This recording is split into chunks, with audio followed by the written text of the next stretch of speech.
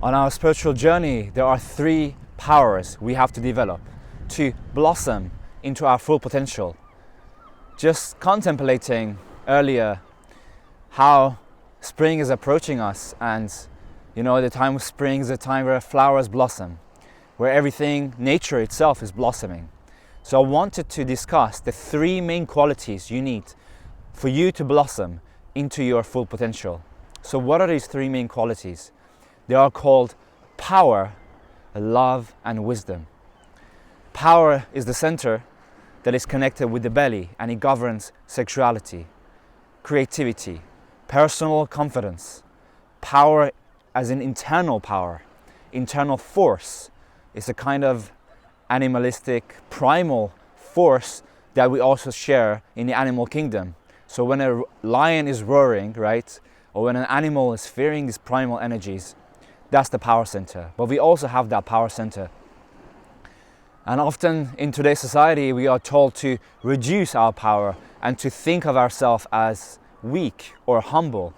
And this kind of humility is not the humility that we should opt for, because this is lowering our power and separating ourselves, dividing ourselves from our sexuality, from our primal instinctual power. And oftentimes it's either repressed or reduced or completely shut down. So it's a big war on your personal power. And before talking about the other two centers, it's really important to understand the importance of being established in your power center, in your sacred center, which is located just below the navel, right? In the Taoist practice, you have practices such as bringing in the energy to this center, which is known to be the internal battery. So any excess energy you have is not then fed to your thoughts or to your pointless emotions.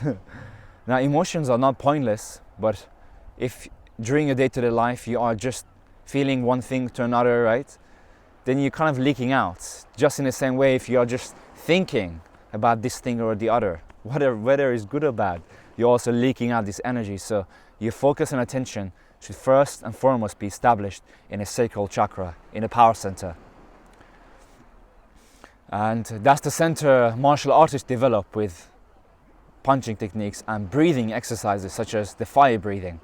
But not going too much into details about techniques, you want to be cultivating a feeling of self-reverence. So what is reverence?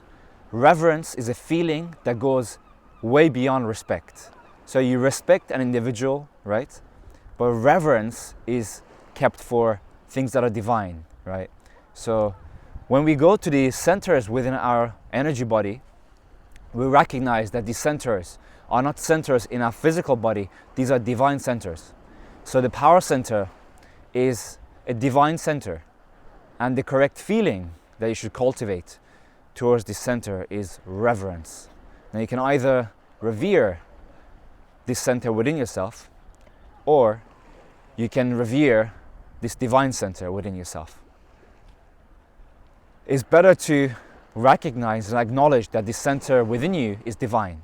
So you're not revering your physical body or your ego self, your separate self, you're revering this power center, which is from the divine emanation of the one light. Imagine this one light coming down and not really dividing, but sort of becoming three main functionalities, where the first functionality is wisdom that creates thoughts and also speech. Then love creates feelings at the heart center, and power at the navel, which creates actions, which allows us to act in the world, right? So the one becoming the three, but remaining as the one. So the one divine center, right? The one being, the one light, manifesting itself in a form of power, love, and wisdom. So when you go to your power center, this is not something bad. This is not something to repress.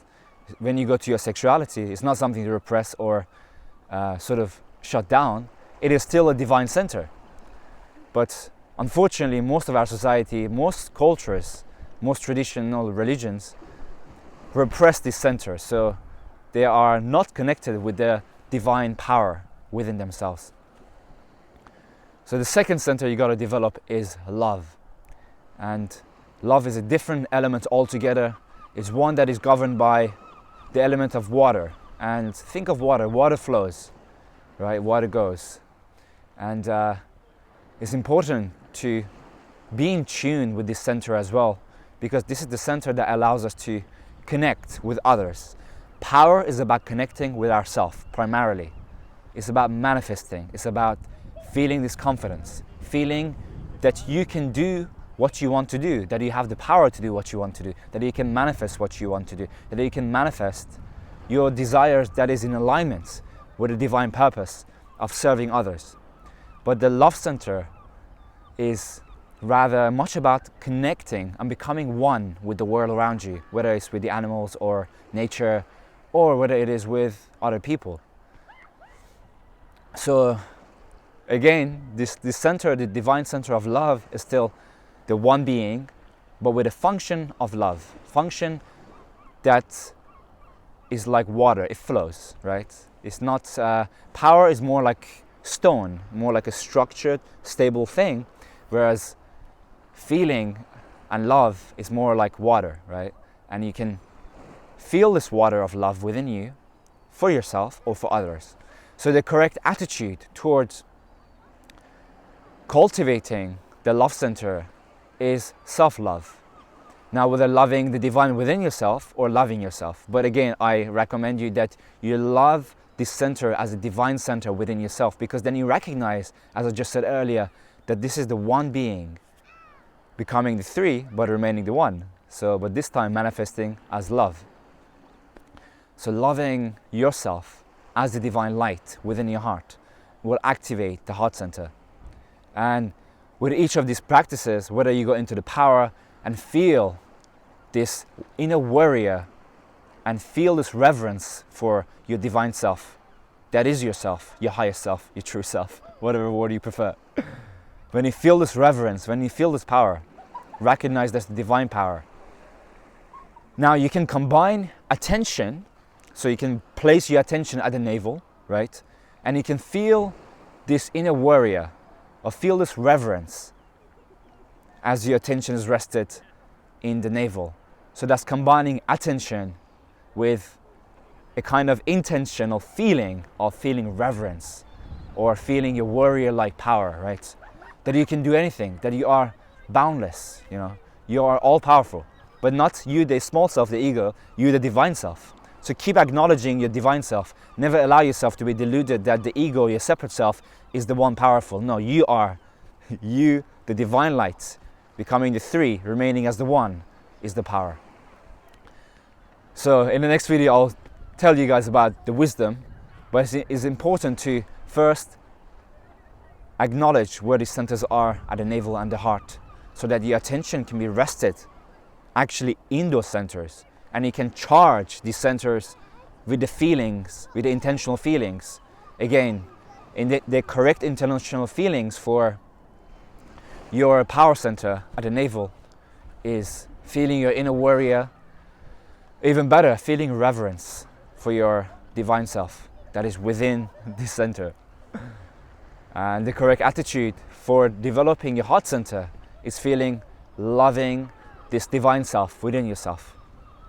I hope this video was helpful. If you combine and alchemize these two centers together, power and love, you're alchemizing the elements of fire from the power center with the water from the heart center.